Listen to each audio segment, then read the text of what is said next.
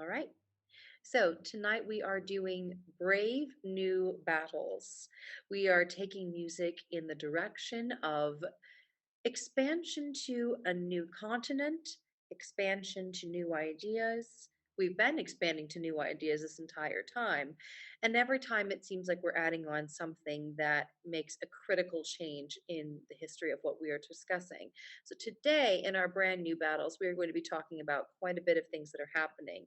And we're going to primarily cover from 1680 to about 1800. Next slide. And what happens from this time frame?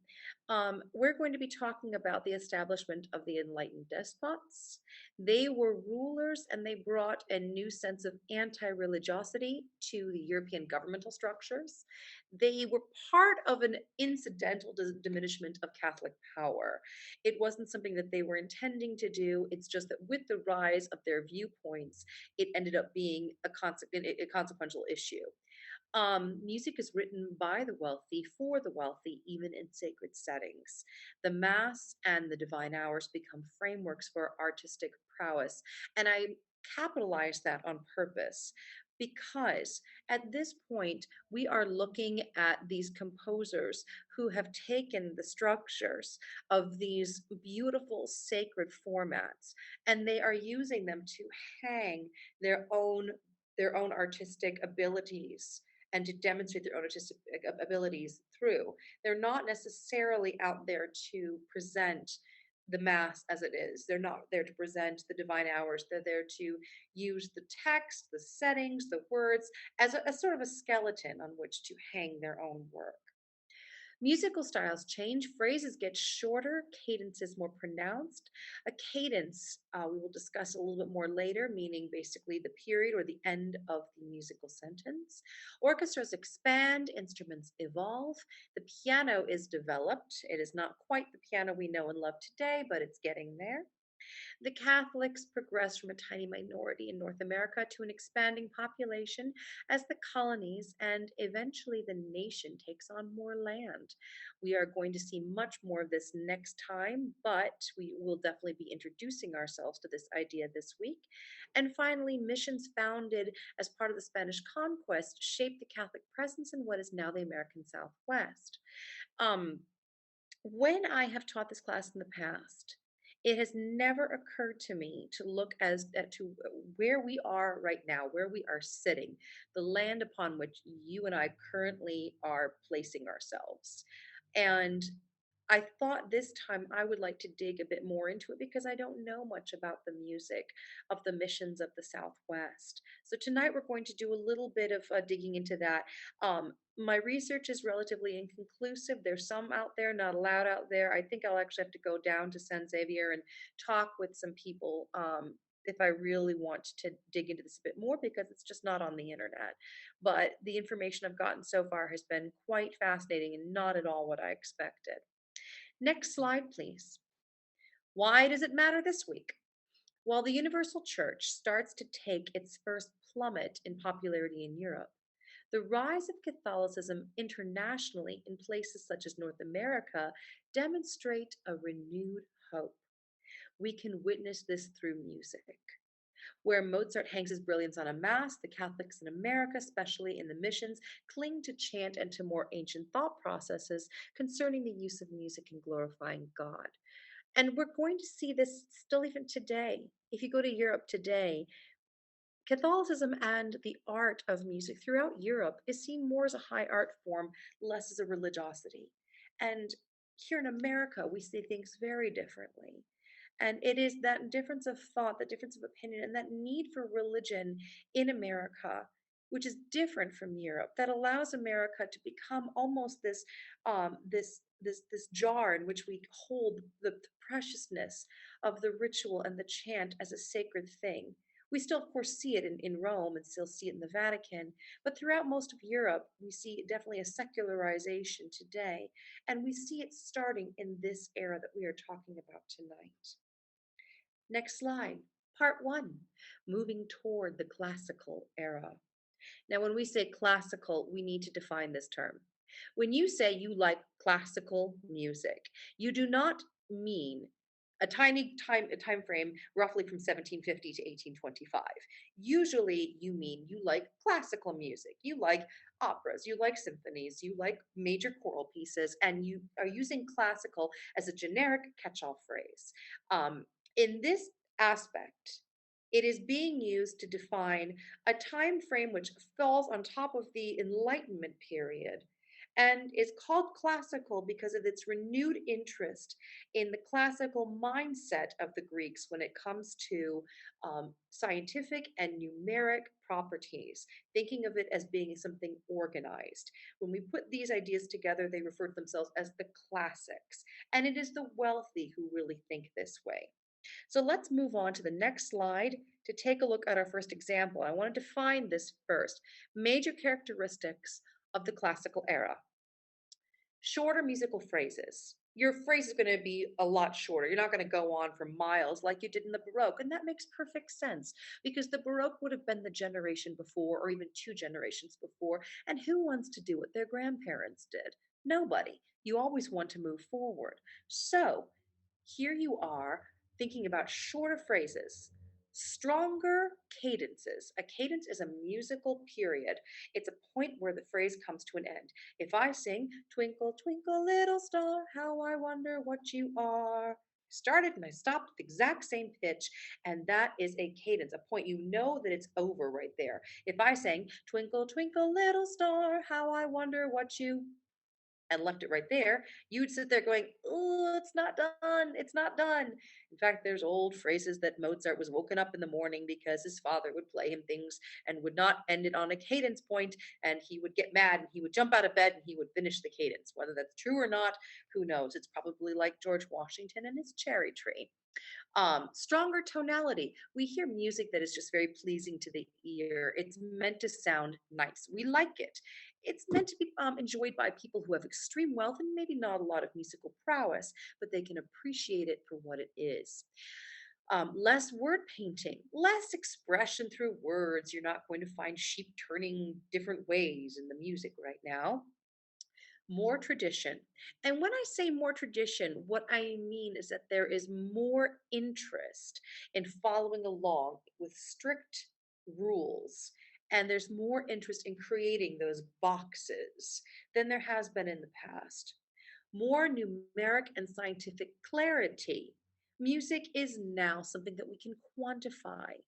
It is built into forms. As I note later, more established forms like sonata allegro, we're going to start taking music and putting it into pieces. This chunk will always sound like this. This chunk will always have features which sounded like this, but actually more like this. This chunk will always sound like this. What we also have are ways to extend our chords that we can hear pieces better. Something called the Alberti bass, which is a finger pattern that we do in the left hand, or sometimes the right, to expand a chord a bit and to create a sound that allows us to hear all the pieces of it, is a great example of that. Now, you may ask, okay, well, then who is the quintessential classical composer? To which my husband then goes, Haydn. I completely agree. But there's no way I can go that boring because anybody would have said Haydn. I had to go with something different. I picked Clementi because Clementi has every single thing that I discussed here. And in this one piece shows every single aspect that we like about classical music. This is a little sonatina played on a piano. He would not have heard it on a piano like this. And pretty much every little kid, when they're studying piano, learns this. So let's go ahead and listen.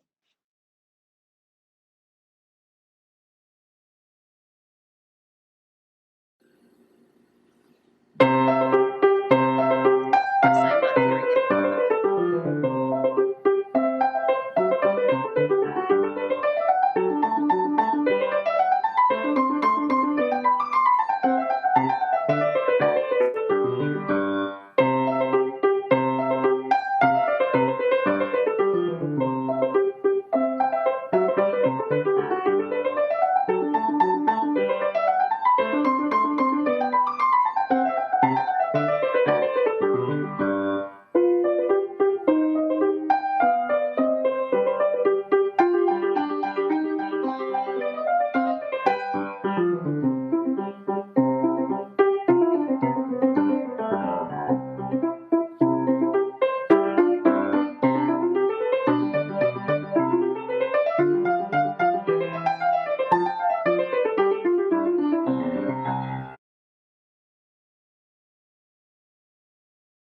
Thank you, Russ.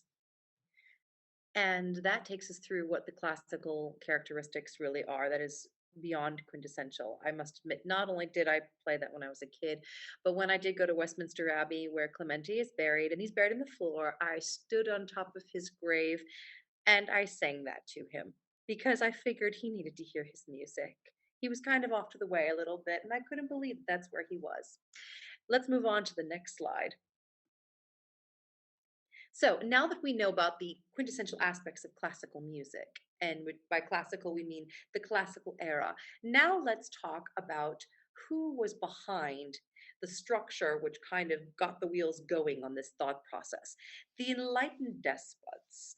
These are many, many royal individuals who had a certain way of thinking regarding autocratic rule. Now, this list is not exhaustive. Frederick the Great, Catherine the Great, Napoleon Bonaparte, Maria Theresa, these are all major names that we've known and loved for years. But, well, perhaps not Napoleon so much. We don't love him so much. But when it comes to these individuals, they had a thought process that they were, that rule was all encompassing with them. Rule belonged to them, and through them they ruled for the people.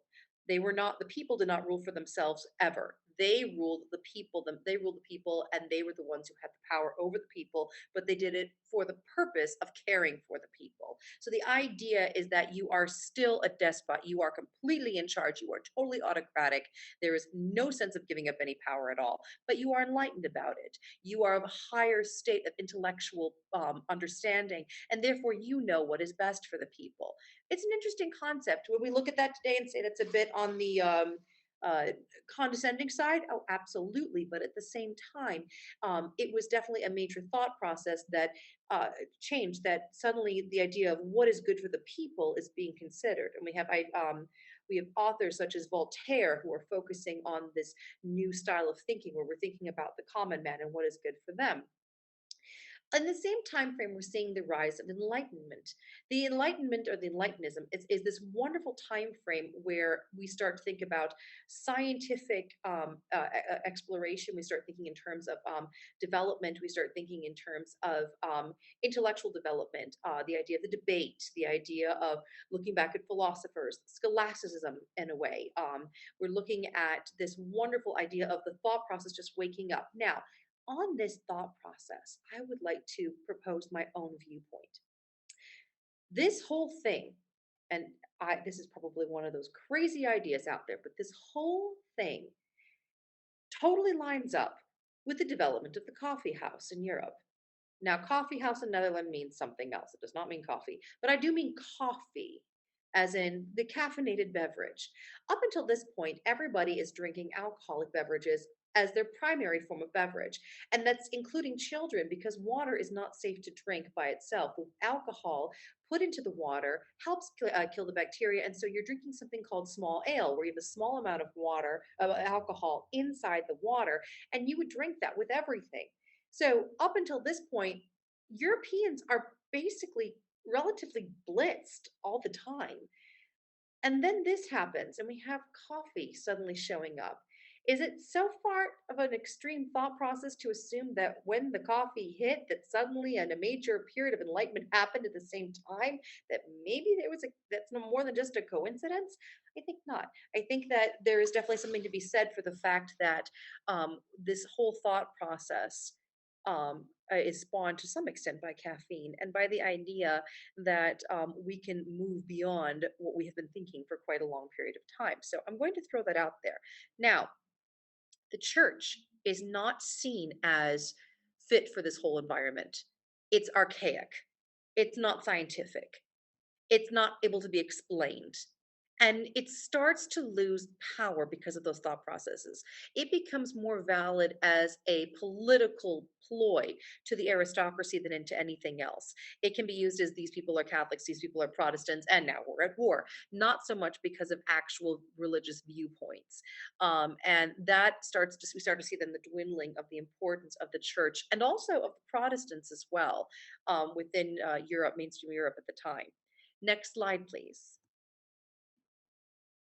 So we're looking at extreme wealth. Um, Extreme wealth is going to be funding the music of this time frame. At the bottom, the picture you see with those lovely red roofs is the Esterhazy Palace in Hungary, where Haydn worked most of his life. A wonderfully wealthy in place and a great place for him to be able to experiment and to be able to present all sorts of development when it came to musical prowess and expansion of the orchestra. But don't think that it was just the aristocracy that had that. The palace that you see above it is the palace of the Archbishop in Prague. So we are also seeing wealth on the church side as well. Wealth is dictating musical style. Composers are working now either as individual commissions or they're doing long-term contracts. They're moving between the aristocracy and the church. And therefore, the musical styles tend to be similar because they want to be able to emulate each other. Court chapels reflect stylistic choices of the region. So if you are going to be writing something for a court chapel, it's going to be sacred, but it's not so much going to be a different sound as a secular piece as it would have been 400 years earlier. It's just going to have the same stylistic choice of your regional area, like France or Germany or Italy, versus something that's going to be in a different location. Despotism relates faith to a demographic status. You're Catholic, you're Protestant. It's the same thing as saying, you're rich or you're poor, you have brown hair, you have blonde hair. It becomes more of a demographic status than something that we think of in terms of a faith. Composers focus on opulence. They're focusing on a very, very glam version. And even if their music seems simplistic on the surface, there's a lot of elegance that's happening to it. Now, the other thing we need to talk about really quickly is that when we discuss all of this, we are discussing the early 1700s into the mid 1700s, and that means we're actually covering briefly two periods, Rococo versus Classical. We don't tend to think of Rococo or late Baroque very often. If we're just like learning something in a music history class, we never mention Rococo. But Rococo is that wonderful style that's right between what we learned about last week and what we're learning about this week. It uses a little bit of both styles put together, and so it has to be mentioned. And from an art term, it's very important. Next slide. So let's do a little bit of comparing, shall we? This is a chance for us to compare one piece. Let's see if I make sure I've got the right one here. Do I have the correct one? Oh, yes, I do. Okay. So we're going to compare one piece by three composers working in three different regions. We're going to do a Te Deum. The Te Deum was a hymn from all the way back in our very first class that we've talked about. The Te Deum has stuck with us all the way down. The Te Deum is a hymn of praise, and we're first going to see it performed composed by a French composer. It's considered one of the grand motets at this time. It's one of the pieces of the court, and it's very bouncy. Da-dung, da-dung, da-dung, da-dung. Anytime you kind of get a rhythm like that, dum, ba-da-dum, ba-da-da-dum, that's when you know it's French. Those little bouncy rhythms are very French. So let's start with that one. That is the video on the left.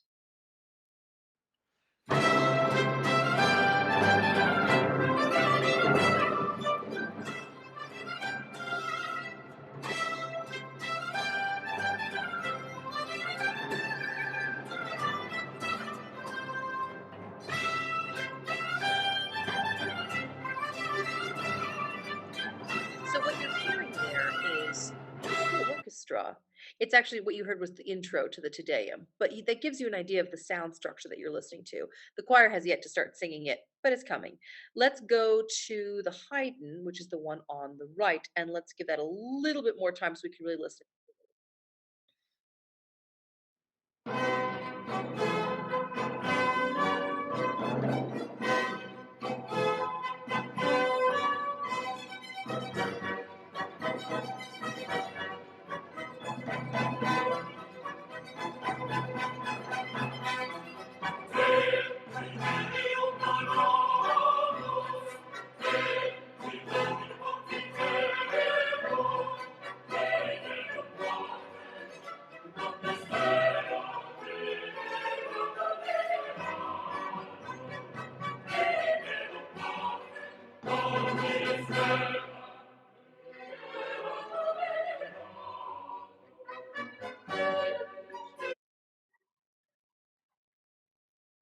Thank you, Russ.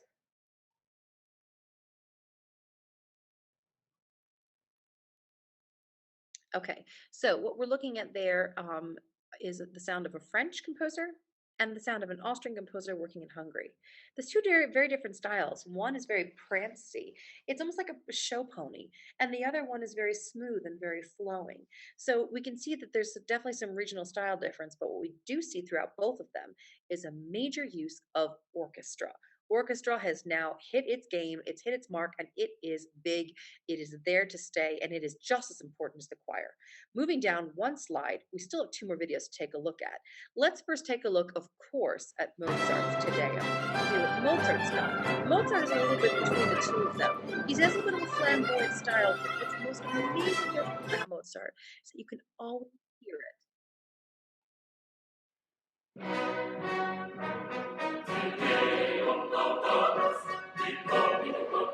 Oh, can I try that again, Mark?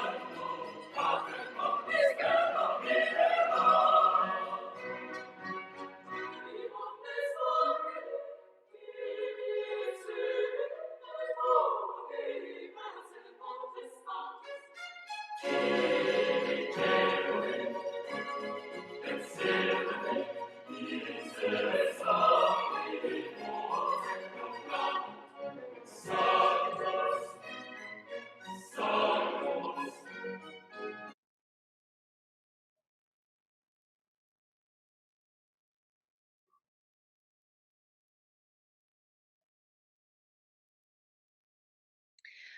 So when it comes to Mozart, he's right in between the two styles. But what's interesting about Mozart is that he just does it the best. It's just glorious listening to those beautiful, rich major thirds just floating up together. I must admit, Mozart's not going to be a huge person in this, despite the fact that we want Mozart to be the person we all think about the whole time during this lecture. And that's because he didn't really contribute that much. He didn't change very much. If we really want to talk about the person who really defined classical music, it's Haydn, and a great example would be Clementi. Mozart just did it the best. He wasn't the person who defined it really. He wasn't the person who encompassed it, but he just was gorgeous in the way he chose to write. So he gets a little tribute in tonight's class, not a big one, but a little one. But let's just think about one final thing. We've now listened to three Te Deums from three different places, little bits of it. These are all from the original chant from the 6th century that I showed you several classes ago. Let's go ahead and go back and re-listen to what it was originally again. And that's the last video on this slide. Te Deum laudamus, Te Dominum confiterem, Te eternum Patrem omnis terra veneratum, tibi omnes angeli, tibi celi et universe potestates, tibi cherubim et seraphim, in cessabili voce proclamant.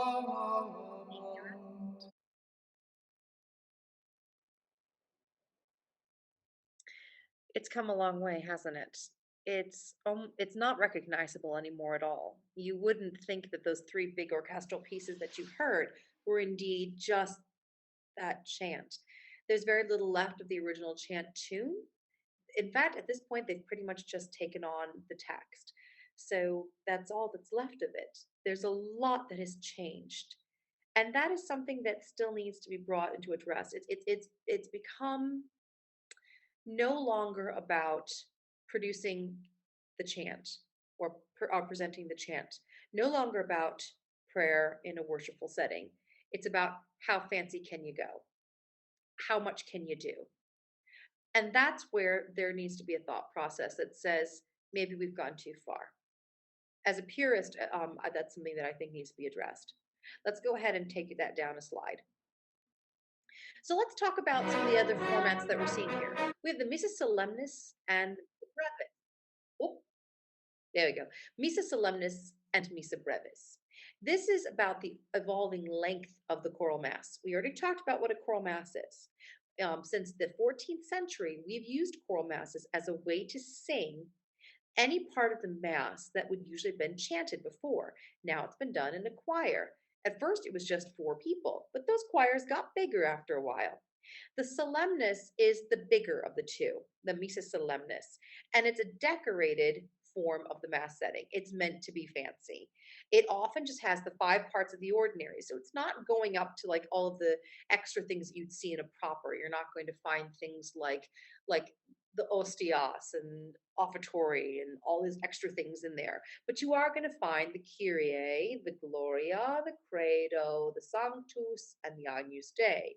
If the Credo is not said, then the Benedictus would be coming in instead. The brevis is the shorter mass setting. Often it's the same five parts of the ordinary, and it is reduced and even sometimes reduced beyond a brief version of brevis or brief version, because sometimes these are performed by Protestants. And if it's performed by a Protestant, they don't necessarily have all sections of the Mass. Protestants do have a lot of chunks of the Mass still in them. If you're in a Lutheran church, you're going to get a Kyrie, you'll get a Gloria, you'll get an Agnus Dei. Pretty sure you'll get a Sanctus. If you are a Presbyterian, you'll still get a Gloria. So different branches of Protestantism have still kept some of these traditions, and this allows it to be even smaller. And to make it even smaller still, telescoping. A telescoped version of one of these masses is when all four choir parts are singing at one time, and they're all singing different parts of the text so that you can get through all the text faster. And that way, you don't have to go through and sing a really big long piece. Now, as you can imagine, we're not exactly going to do this for the Kyrie. Kyrie eleison, Christe eleison. Lord have mercy, Christ have mercy. That's pretty easy. You don't need to telescope that. But you might want to telescope the credo or the creed, because that can go on for a mile if you really want that to, especially if you're before Vatican II. Finally, there's also the Misa Longa, which is a term that I'm pretty sure that Mozart's father was one of the ones who coined, and it's just simply a longer version where you start adding in other parts of the ordinary of the proper. So, whose work best emulates the brevis? Definitely Haydn. Let's take a look at his little organ mass. So, there are a couple different videos of this. We're going to take a look at the credo that is part of his little organ mass. This is a telescoped one where the text is literally laid on top of each other.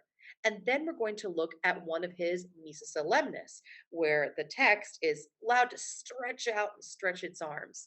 Sadly, I could not find a good version of this online that had all four parts and was singing the whole choir part. So you get to listen to it twice. I'd like you to take a look at the video of this one on the left and look carefully at the words. You can see the words in Latin being pronounced on top of each other, literally stacked on top of each other, so that you're all singing different words at the same time, but that way you can get through the credo faster. Here we go with the video on the left.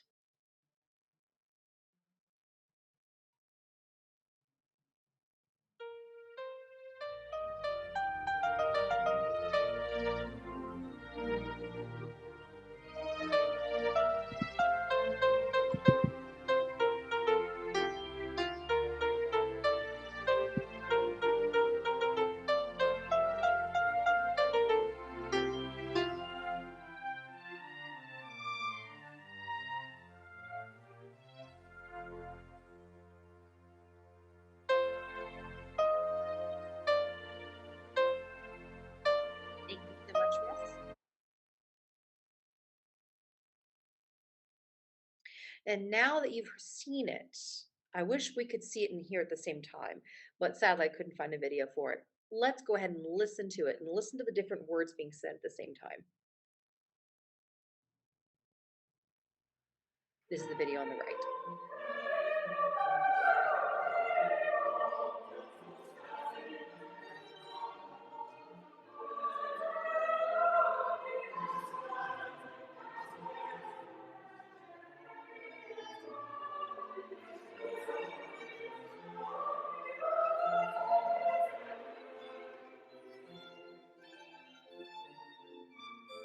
Thank you so much.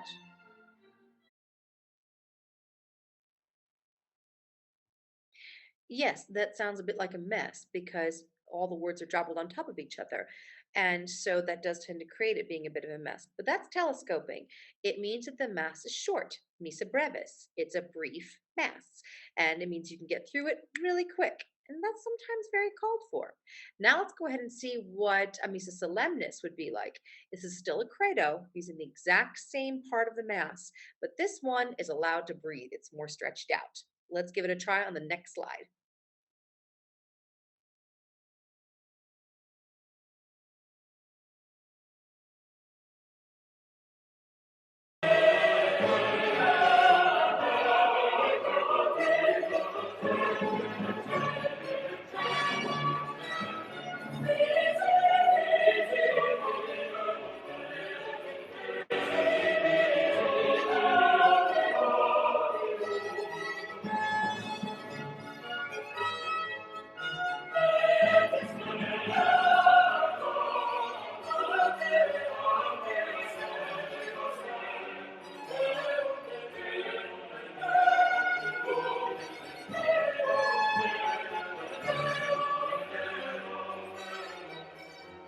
Thank you. So you can see clearly in the score if you're looking at the video, and you can also hear that they're all singing the same thing. They're not crossing over the text.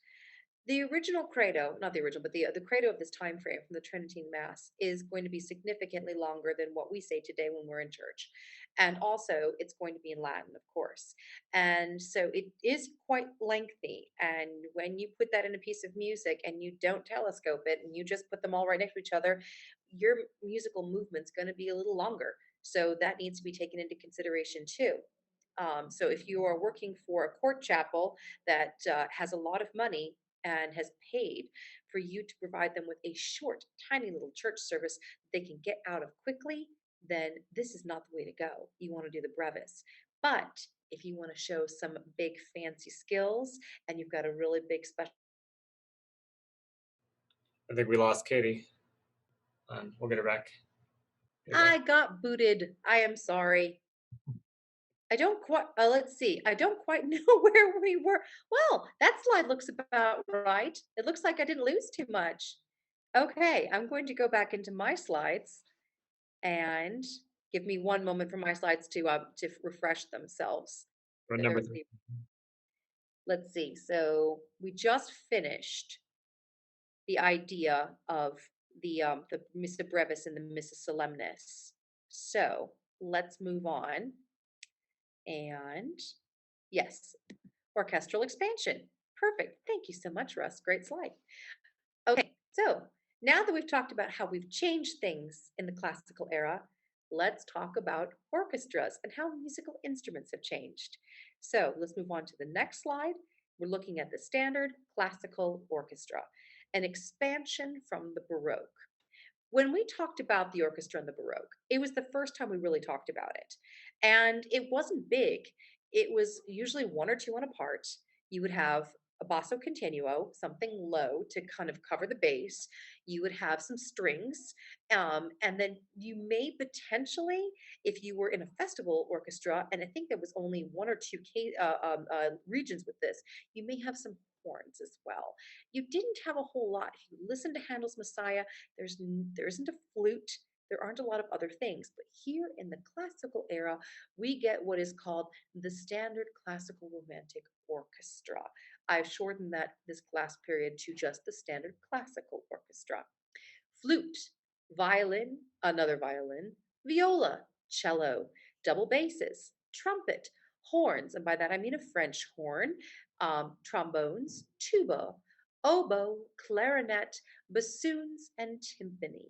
Now, there are a few other instruments that are going to show up in the Romantic era that aren't necessarily here now, but this is the base. And even still today, this is kind of the basic of what we have in the orchestra setting. So let's see how things have changed. Next slide.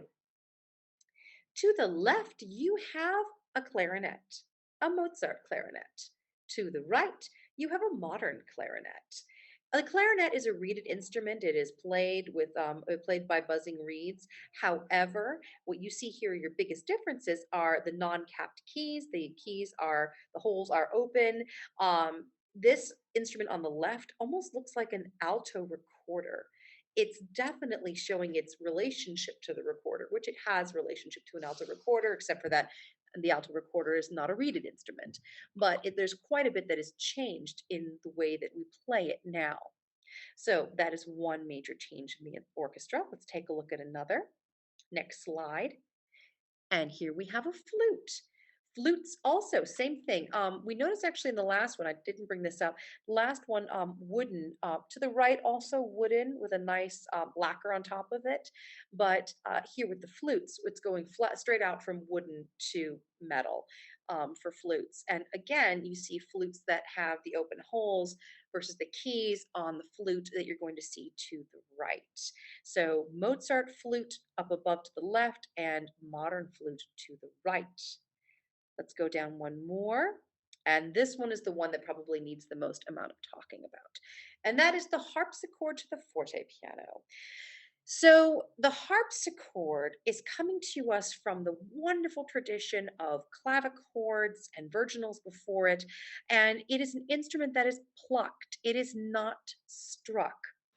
It's probably the biggest difference between them. With a harpsichord, you have a duck quill that holds it, and then the string actually sits right on top of it, and the duck quill comes and goes ding, ding, ding whenever you press on the key. And because that quill has no additional ability to pluck it hard or soft, it's just push this and this comes down. Because of that, a harpsichord cannot play loud or soft and it cannot sustain sound for very long, which is why we trill on the harpsichord, because it allows us to sustain that sound for a little longer. Now, the big change happened in about 1700 in Italy when the forte piano was first invented, and there were many variants of this instrument that started to spring about all over Europe. There was the English version and the Viennese version, but the forte piano, starting in Italy, produced an idea that instead of having a pluck, it was a hammer striking a string instead and then coming back. It needed a substantially larger amount of mechanisms to make it so that when you push down, the hammer could hit and then snap back with the proper amount of speed needed. And then, of course, the hammer had to be dressed with the proper things to make it so that it hit the string with the right sound. It had to be felt with wood on the interior. The string had to be correct with wires wound around it. And we ended up with the forte piano, which means loud and soft in Italian. We've simply shortened it to piano over the years. So technically, we're playing a soft instead of playing a loud and soft. And that is what the instrument actually is. It's a chance to play loud and soft because unlike a pluck, the hammer can hit it. And if you push on the key harder, the hammer will hit the string even harder, meaning that now you can get loud and soft music, opening up a whole new world. Now, the instrument you see on the right is the forte piano. I would say today, if I would compare it to any sound. It almost sounds like a barroom saloon, like an on honky tonky piano. That's kind of what the tone is that what they would have heard. But let us, while we're here, take one slide down and we're just going to compare what it would sound like to hear a piece of music on a harpsichord and on a piano. It is a modern piano, but it's still a piano. This is a Bach invention. Let's first hear it on the harpsichord on the left, and then we'll listen to it on the piano. Check out the difference.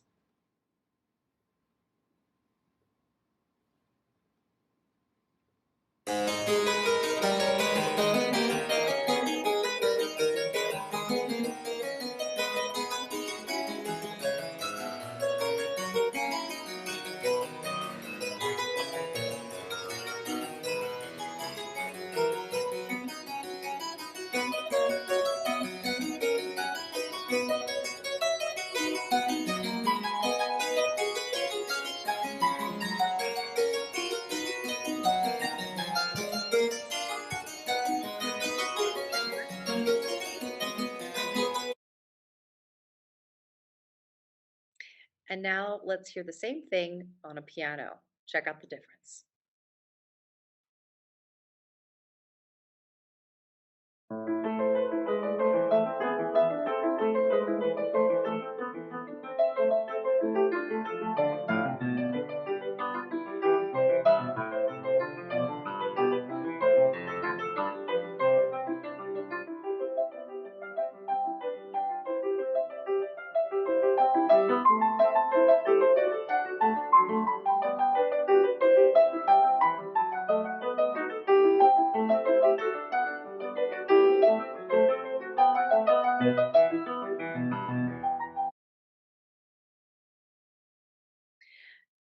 whole new world, a whole new sound. Now, that's a modern piano, so it's not completely that far. So let's go ahead and see the in-between sound that we're going to get from the forte piano. The next slide that we're going to take a look at is a forte piano, and it's not just any forte piano, it's Mozart's forte piano. It's actually his instrument. So it's fantastic to be able to see what he himself once touched. Let's take a look at the next slide. Russ, you may need to rewind it a little bit because I cannot watch.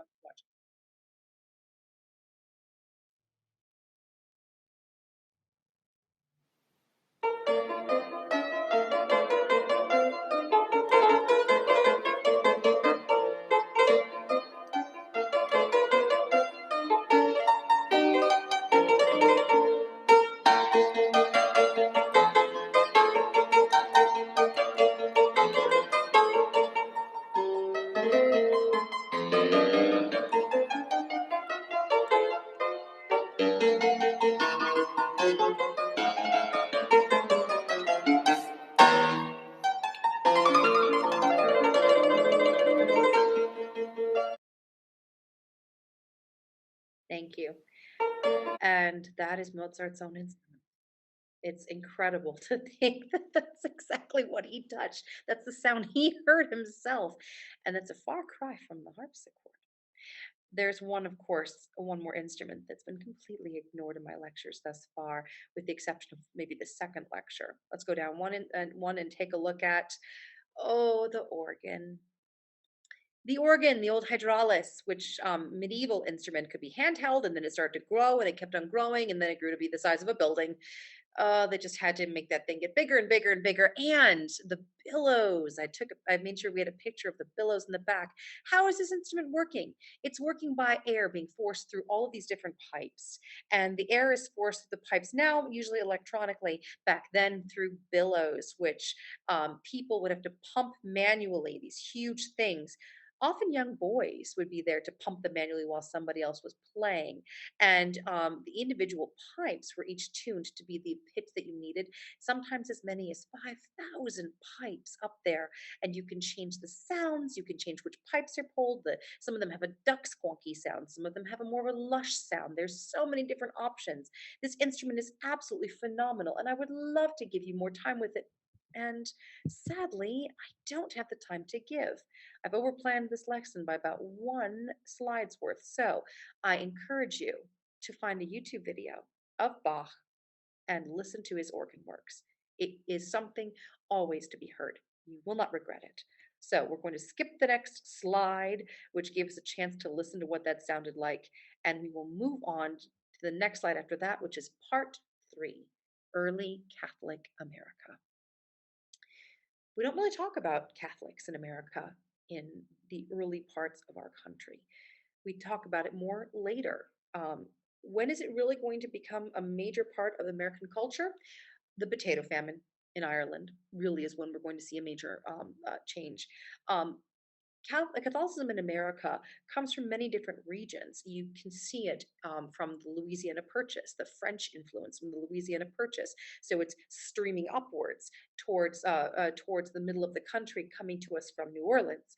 You also can see it coming down from the south, from Quebec and the regions along the area, because at one time Michigan and even part of Minnesota was part of the Quebec area, and so all the Jesuit priests who were out doing missions were going bleeding down into that area as well, and they were working to convert Native Americans, the indigenous people in the area, and then of course we have the Southwest.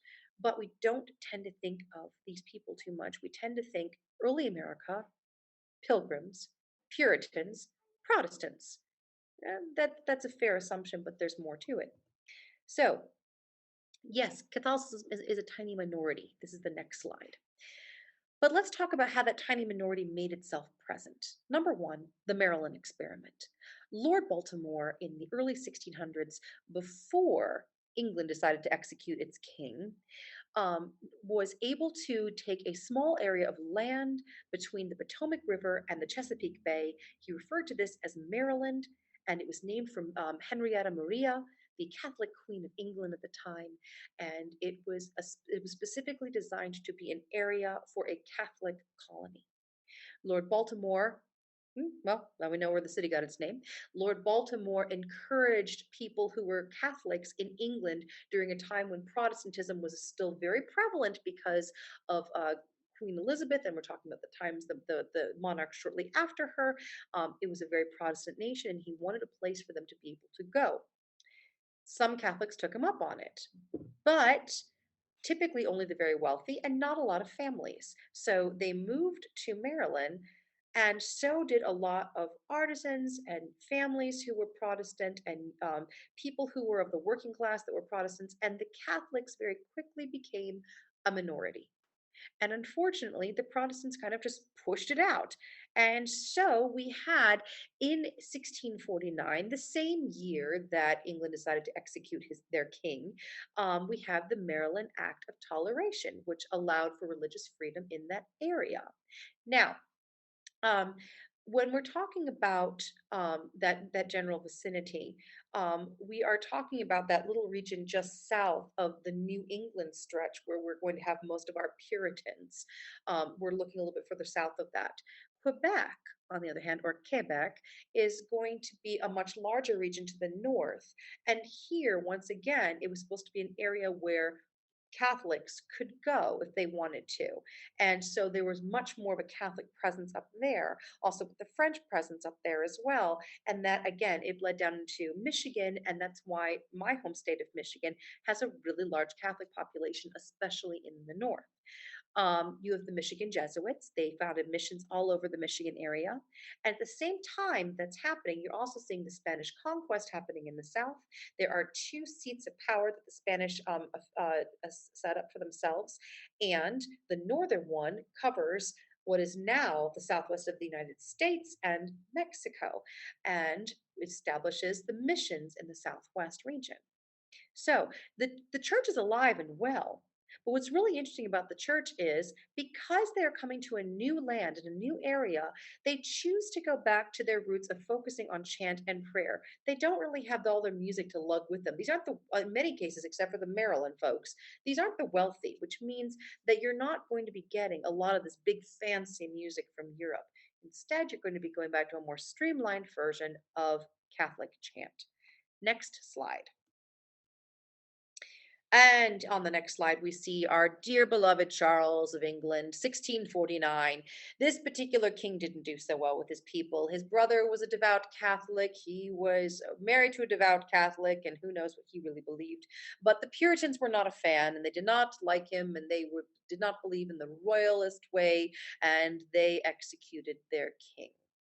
And so England, for the first time, became a commonwealth, and the Puritans were in charge. The Puritans did not keep power for very long, and their ways were not appreciated by many people as they seemed way too austere, which they were. Eventually, Puritans primarily either fizzled out or made their way to America, where they started what is now a very puritanical or a very religious mindset that we still see prevalent in our country today. And of course, their main area were the Bay Colonies, Massachusetts and surrounding area. Let's go on to the next slide. Oh, we all know about the ship on the left. That's our good old friend. We have our good old friend there that was supposed to be the Mayflower.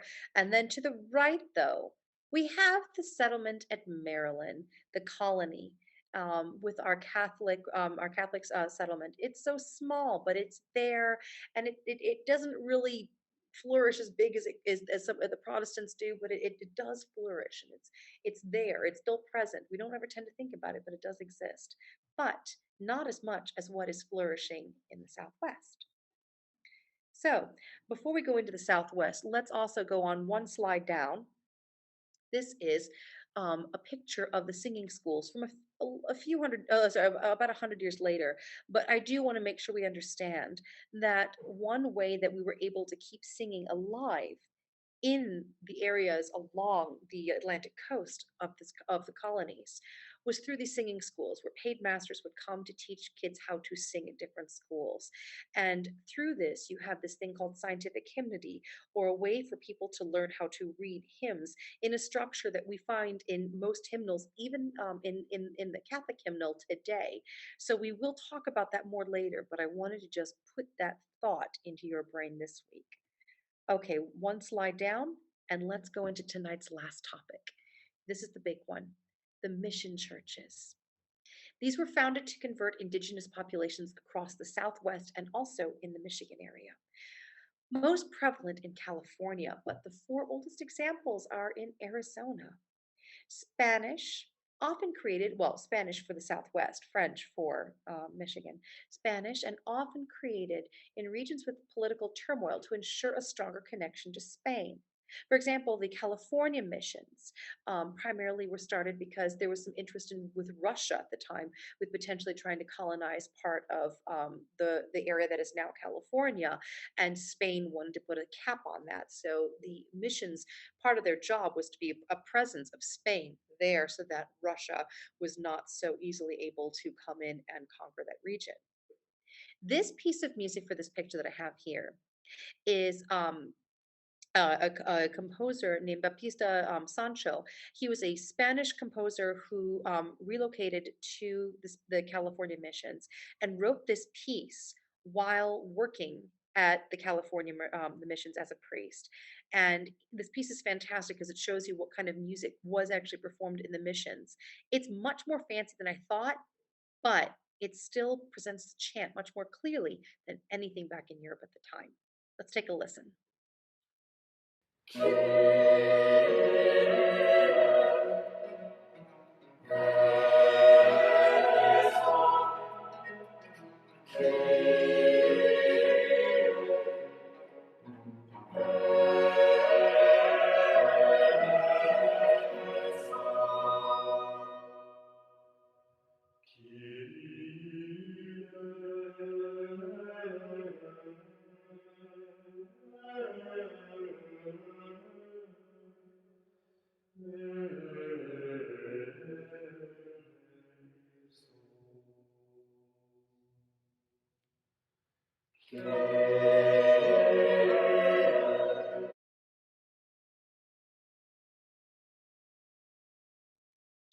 Thank you. So let's move on to the next slide. Chant and expansion. The book that you're looking at, the piece of music you're looking at, is actually from a mission in it's Palo Alto, but it's a California mission book, and this is the kind of things they would have been teaching to the indigenous children. They would have been teaching them chant. They would have taught them how to perform. There's a lot of records in California. Unfortunately, there aren't as many records in Arizona of the music that was being performed here. However, I'm going to go ahead and assume that the structure is probably relatively similar because the biggest and most impressive version of example of a Spanish mission happens to be here in Arizona. So I do know that at that point that we had something that had a little bit of wealth to it, and in order to have that wealth, if we had that wealth, then from there we can purchase the instruments and we can purchase what we need to purchase to be able to teach the indigenous children this kind of music if we so feel like it. So I theorize that similar music was found here in Arizona. I just haven't found it yet. So let's go on to the next slide. The Arizona missions, and there's several of them, and I do apologize. The date on there that 1610 to 1650 is actually incorrect. I do not know how that's still there. That was from an old slide. So please ignore that 1610 to 1650 on that slide. Arizona missions. There's two of them I want to talk about because they're both nearby. There's the Tumacacori, which is Tubac. If I take I-19 and I go halfway between here and Nogales, I get to Tubac. Tumakakori is a slightly made up name, but it basically is it's a San Jose Tumakakori, and it is Saint Joseph of the Flattened Rock. and it's in the city of Tubac. It was founded in 1691 by Padre Kino. Father Kino actually founded several missions up and down the stretch of this area. There was a Tohono revolution in 1751, a revolt in 1751. The Tohono O'odham revolted back against the Catholic mission, and what ended up happening was the Jesuits then at that point had to take cover. They ended up having to um, walk in the snow, apparently, up to San Xavier for safety, which is about 10 miles up the road.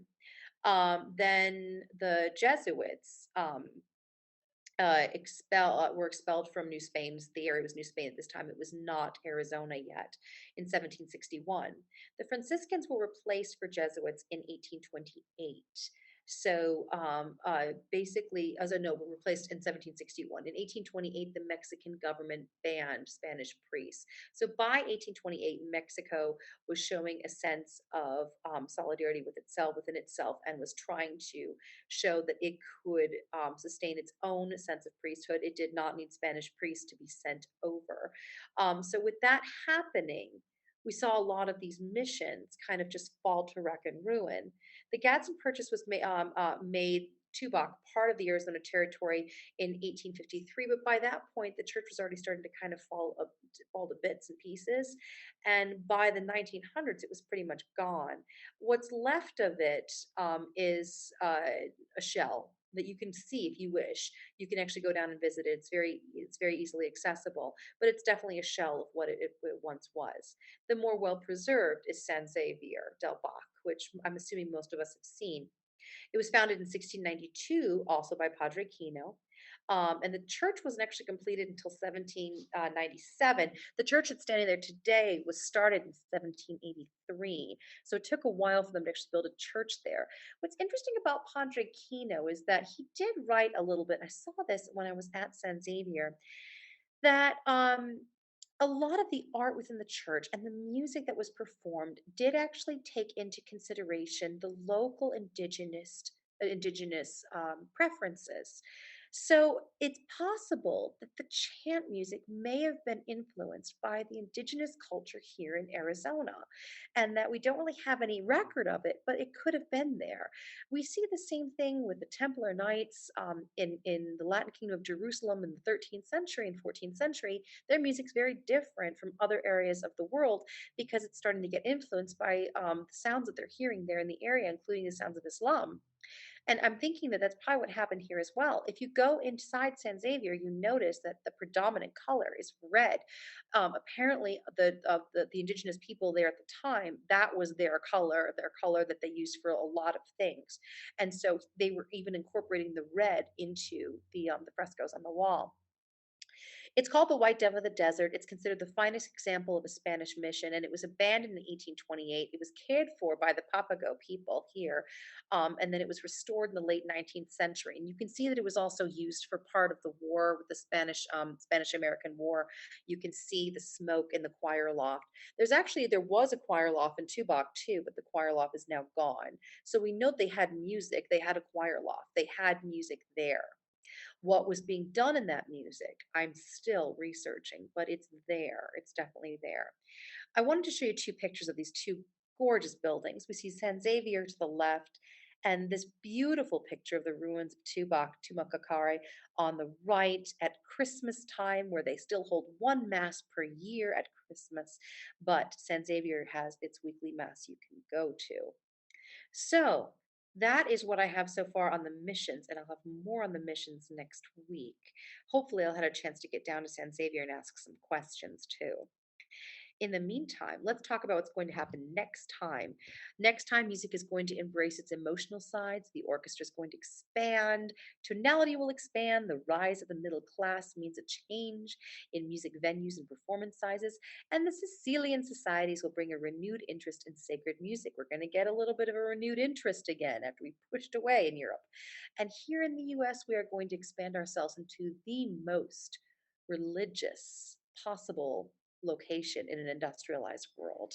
We are become a very religious nation, and we still have maintained that today.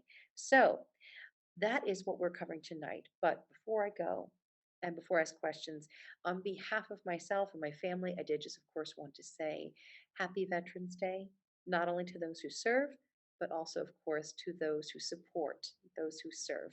So if you're out there and if you are listening, Happy Veterans Day to you. I hope you've had a wonderful day of remembering and supporting. Russ, that is all I have. Do we have any questions? Any questions, Vicky?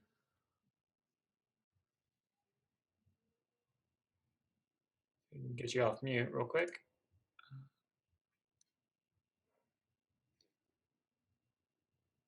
Nope, still don't have you. Unmute. There you Okay. go. There you go. Uh, Gotcha.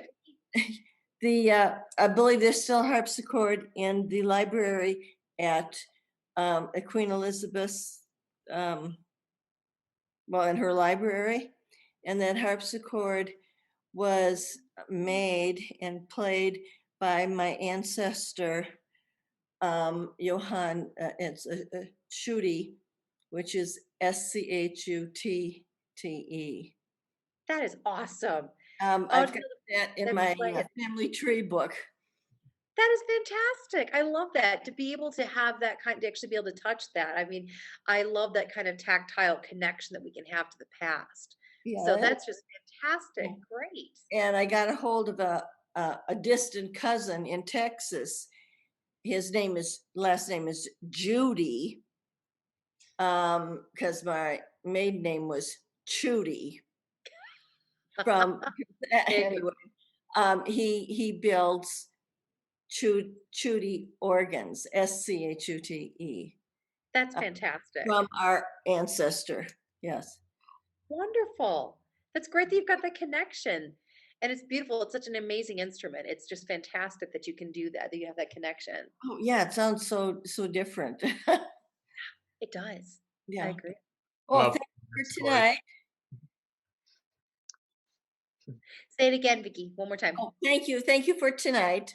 Oh, thank you. You're very welcome. Thank you so much for listening. Yeah. It's you're always interesting. I write things down and hopefully I can remember them. Well, if you ever want my slides, I can always send this to you in a PDF. So, I keep them.